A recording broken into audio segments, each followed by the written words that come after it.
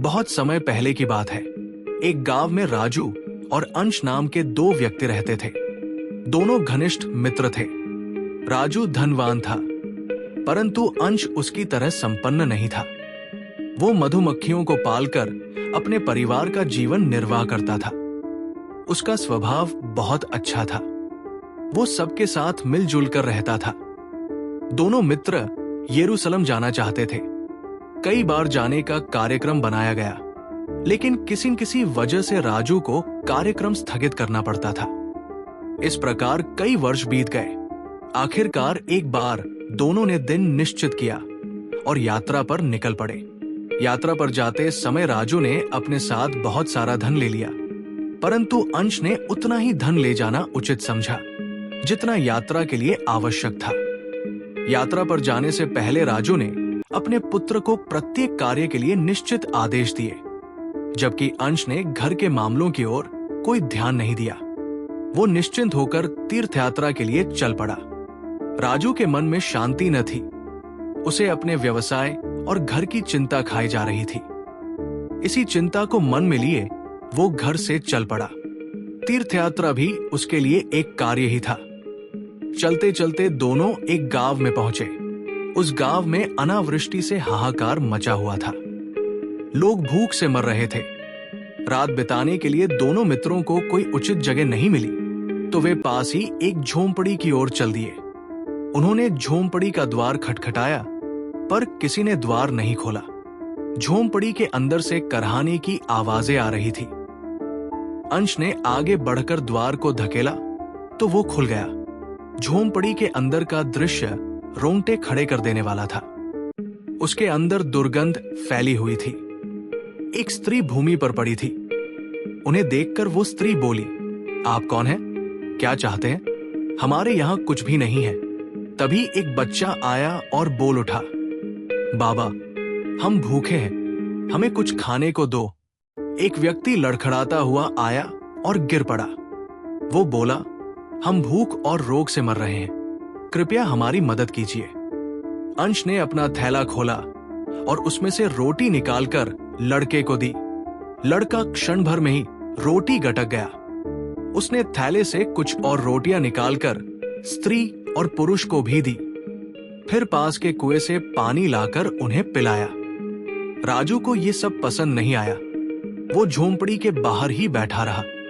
वो वहां से जाना चाहता था, पर मित्र को छोड़कर नहीं जाना चाहता था। उसने अंश को समझाने का प्रयास किया, मित्र, हम यहां रुके तो बीमार पड़ जाएंगे। हमें यरूशलेम पहुंचना है। व्यर्थ में समय क्यों नष्ट करें? चलो यहां से, ये झोंपड़ी दुर्गंध से भरी पड़ी है। अंश ने कहा, मित्र, तुम जाओ। मैं इन्हें ऐसी दशा में छोड़कर नहीं जाना चाहता। जब तक इन लोगों में चलने फिरने की हिम्मत नहीं आ जाती, तब तक मैं यही रहूंगा। बार बार कहने पर भी जब अंश चलने को तैयार नहीं हुआ, तो राजू उसे छोड़कर आगे चल दिया। इसके बाद अंश ने उन लोगों की सेवा शुरू कर दी। उनके घर की साफ सफाई करके खाना पकाया, घर के लिए जरूरी सामान खरीद कर लाया। इस तरह कई दिन बीत गए। कभी वो सोचता कि यरूशलेम के लिए चल देना चाहिए, परंतु उन लोगों की दशा देखकर उसका दिल भर आता। उसकी सेवा से धीरे धीरे तीनों स्वस्थ हो रहे थे, इसलिए अंश वहीं रुक गया।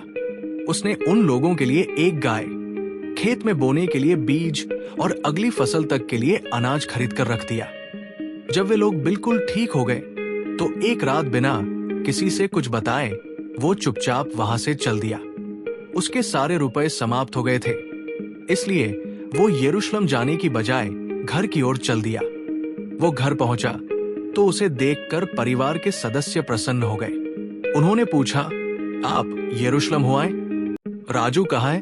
अंश ने उनके सवालों का जवाब न देकर सिर्फ इतना ही कहा, शायद ईश्वर की इच्छा नहीं थी कि मैं वहां जाऊं। मेरा सारा धन रास्ते में खर्च हो गया, इसलिए मैं आगे न जाकर वापस आ गया। फिर वो अपने काम में लग गया। उधर राजू यरूशलेम पहुंचकर प्रार्थना करने के लिए गिरजाघर गया। वहां बड़ी भीड़ थी। उसे अपने धन की सदा चिंता लगी रहती थी। प्रार्थना के समय भी वो अपनी जेब टटोलता रहा।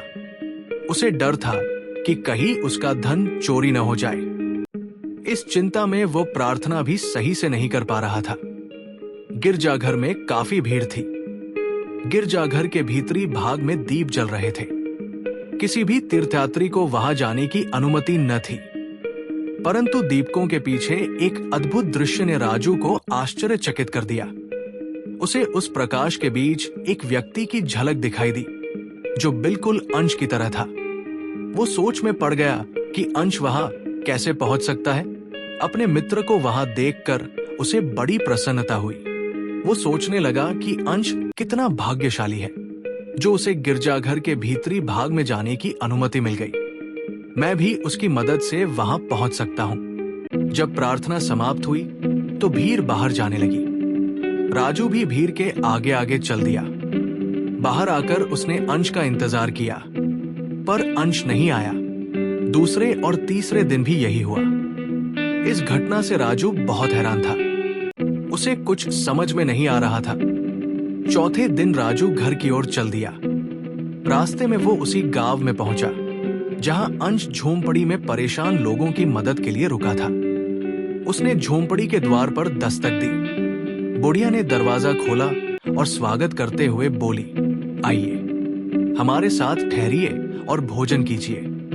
हम सदा यहाँ आने वालों की मदद करते हैं। हमारा जीवन एक यात्री के कारण बचा है। तब से हमने अपने जीवन का रंग ढंग बदल दिया। राजू समझ गया कि वो बूढ़ी महिला किसकी बात कर रही है। जब राजू ने जानना चाहा कि अंश कहाँ है, तो उसने कहा वो देवदूत बिना बताए आया और बिना बताए चला गया। परमात्मा उसका भला करे। बूढ़ी स्त्री ने राजू को भोजन करवाया और सोने के लिए स्थान दिया। राजू विश्राम के लिए लेटा, पर उसे नींद नहीं आई। उसे निरंतर अंश का ध्यान आता रहा।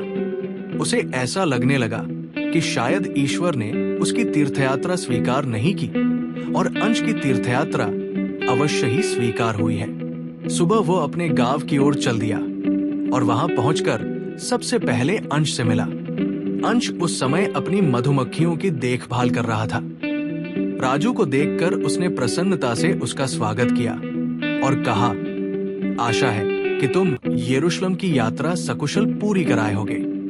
राजू बोला, मित्र, मेरा केवल शरीर वहां था, परंतु मेरी आत्मा वहां पहुंची या नहीं, इसमें संदेह है। मुझे पूरा विश्वास है कि तुम्हारी आत्मा अवश्य वहां पहुंची है। मैंने तुम्हें गिरजाघर के भीतरी भाग के प्रकाश में खड़े देखा था। तुम ही सच्चे तीर्थयात्री और ईश्वर के प्रिय हो। मैंने समझ लिया है कि मानव सेवा ही ईश्वर की सच्ची भक्ति है। दीन दुखियों की सेवा ही सच्ची तीर्थयात्रा है।